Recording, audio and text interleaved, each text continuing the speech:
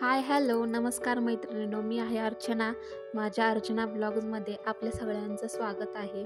तर दुसरा श्रावण सोमवार होता, त्याच्यामुळे आम्ही मंदिरात गेलो होतो पूजा करण्यासाठी.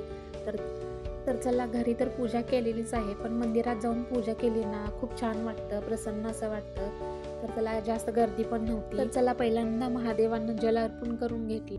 तिथं थोडीशी साफसफाई सुद्धा करून घेतली. जल अर्पण करून घेतलं. चंदनाचा टिळा लावून घेतला.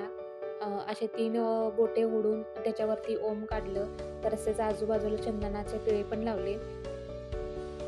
तसेच माझ्याकडे भस्मही होतं, ते सुद्धा मी लावून घेतलं.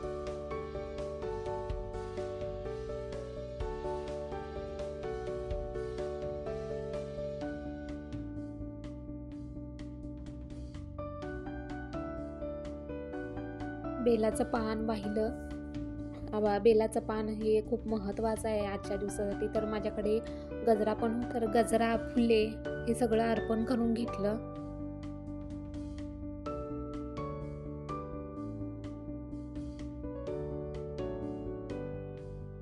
तसंच त्याच्यानंतर आरतीसुद्धा ओवाळून घेतली. आता ह्याच्यामध्ये मी तुपाचा दिवा लावलेला आहे. तुपाचा दिवा लावलेला खूप छान असतं, चांगलं असतं. त्याच्यानंतर उदबत्ती ओवाळून घेतली.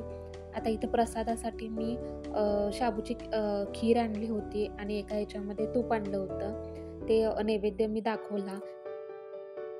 त्याच्यानंतर कापूर लावून घेतला.